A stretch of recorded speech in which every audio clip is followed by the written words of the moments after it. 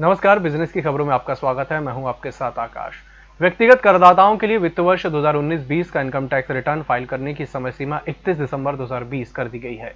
वित्त मंत्रालय ने शनिवार को यह जानकारी दी। इससे पहले करदाताओं के लिए आयकर रिटर्न दाखिल करने की तिथि 30 नवंबर थी। देश का विदेशी मुद्रा भंडार 16 अक्टूबर 2020 को समाप्त सप्ताह में 3.615 अरब डॉलर बढ़कर 555 अरब डॉलर की सर्वकालिक रिकॉर्ड ऊंचाई पर पहुंच गया है। भारतीय रिजर्व बैंक द्वारा जारी आंकड़ों के अनुसार इससे पूर्व 9 अक्टूबर को समाप्त सप्ताह में देश का विदेशी मुद्रा भंडार 5 अरब डॉलर बढ़कर 551 अरब डॉलर हो गया था। आंकड़ों के अनुसार समीक्षाधीन अवधि में विदेशी मुद्रा भंडार में तेजी की प्रमुख वजह विदेशी मुद्रा परिसंपत्तियों का पर्याप्त ढंग से बढ़ना है।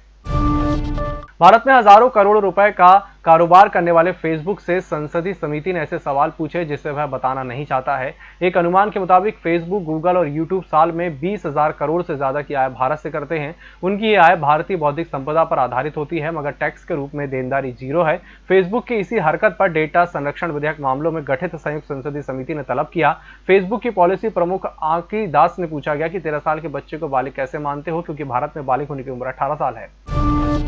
मोदी कैबिनेट ने करोड़ों लोगों को दिवाली का तोहफा दिया है। केंद्र सरकार ने लोन मॉनिटोरियम की अवधि में ब्याज पर ब्याज के भुगतान वाली स्कीम को मंजूरी दे दी है। शुक्रवार देर रात को सरकार ने 2 करोड़ रुपए तक के कर्ज के लिए ब्याज पर छूट देने की घोषणा की। इस स्कीम का आम आदमी तक लाभ पहुंचाने के लिए वित्त मंत्रालय ने गाइडलाइन जारी कर दी है। देश में अब तक सबसे बड़े आईपीओ पर फिलहाल विराम लग गया है। एलआईसी का आईपीओ इस वित्त वर्ष में नहीं आएगा। हालांकि अगले वित्त वर्ष में भी ये तीसरी या चौथी तिमाही तक आ सकता है। इसका कारण है कि एक तो एलआईसी के एक्ट को बदलना होगा, फिर ढेर सारे कानूनी बदलाव करने होंगे। यही कारण है कि इसमें देरी होगी। उच्च सूत्रों के मुताबिक एलआईसी के आईपीओ का अभी पहला कदम भी शुरू नहीं हो पाया है। एक तो इसका वैल्यूएशन अभी तक नहीं हुआ है, इसका वैल्यूएशन करने में 6 महीने लगेंगे। दूसरे, सरकार ने संसद में किसी तरह से अभी तक इसके जो कानून पहलू है उसमें बदलाव नहीं किया है। इसी के साथ बुलेटिन वक्त चला छोटे से ब्रेक का, जल्द हाजिर होंगे। होटल गौरीश्री भोपाल शहर के बीचों बीच स्थित ठहरने की सर्व सुविधा युक्त जगह है। Room available in affordable prices और facilities free wifi, AC, TV, parking, security, lift, full sanitised room, toiletry kit. Hotel Gaurishri, hall number 8, Chittor complex, MP Nagar, zone 1, Bhopal. Phone number 7898128620। Break के बाद एक बार फिर से आपका स्वागत है। इसी महीने वस्तु एवं सेवा कर कलेक्शन 1 लाख करोड़ रुपए होने की उम्मीद है। पिछले 8 महीने में यह पहली बार होगा जब जीएसटी कलेक्शन इस स्तर तक पहुंच सकता है। ऐसा होने का मतलब यह है कि आर्थिक गतिविधियों में तेजी है। आपको बता दें कि जीएसटी भरने की अंतिम तारीख हर महीने की 20 होती है। इस तरह से सितंबर महीने की जीएसटी की फाइलिंग 20 अक्टूबर तक हो चुकी है। अमेरिका ने भारत से चीनी कंपनियों को 5G ट्रायल से बाहर रखने की बात कही है। ट्रंप एडमिनिस्ट्रेशन ने भारत में होने वाले 5G ट्रायल और अन्य सूचना और संचार प्रौद्योगिकी नेटवर्क से चीन के हुआवे और जेईटी को हटाने की बात कही है। दरअसल अमेरिका और भारत इसी सेक्टर में कमर्शियल सुधार की योजना पर काम कर रहे हैं। अगले हफ्ते अमेरिकी विदेश मंत्री माइक पोम्पियो और रक्षा मंत्री मार्क एस्पर भारत आने वाले हैं। अनलॉक के बाद देश में इंडस्ट्रियल और परिवहन गतिविधियों में लगातार सुधार हो रहा है। इससे आर्थिक रिकवरी लगातार बढ़ रही है। क्रूड ऑयल प्रोसेसिंग से भी इसका एक और संकेत मिला है।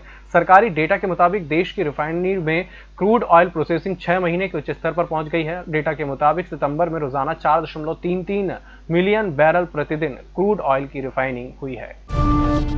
लग्जरी ट्रेन गोल्डन चैरियट एक बार फिर पटरी पर दौड़ने के लिए तैयार है। जल्दी इसमें आप सफर कर सकेंगे। दरअसल कर्नाटक राज्य पर्यटन विकास निगम के अनुसार गोल्डन रथ को गद्दीदार फर्नीचर, रेनोवेटेड कमरे और बाथरूम, नई लिनन और कटलरी से सजाया गया है। इस लग्जरी ट्रेन में वाईफाई सुविधा के साथ स्मार्ट टीवी भी है। इसे KSTDC द्वारा संचालित किया जाता है। इसे पैसेंजर के अभाव के कारण पिछले साल अस्थायी रूप से बंद कर दिया गया था।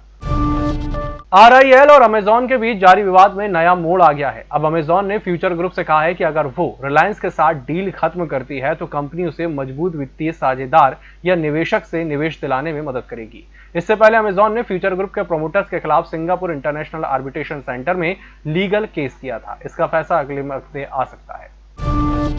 और IDBI बैंक को चालू वित्तीय वर्ष की दूसरी तिमाही में 324 करोड़ रुपए का शुद्ध फायदा हुआ है। एक साल पहले समान तिमाही में बैंक को 3,469 करोड़ रुपए का घाटा हुआ था। हालांकि इस साल की पहली तिमाही में हुए 144 करोड़ के फायदे से तुलना करें तो 125% ज्यादा है। बैंक का ऑपरेटिंग फायदा 1,246 करोड़ रहा है। इसमें 23% की बढ़त रही है, जबकि शुद्ध ब्याज आय 1695 करोड़ रुपए रही है, जो 4% की बढ़त रही है। इस बुलेटिन फिलहाल इतना ही। नमस्कार। है।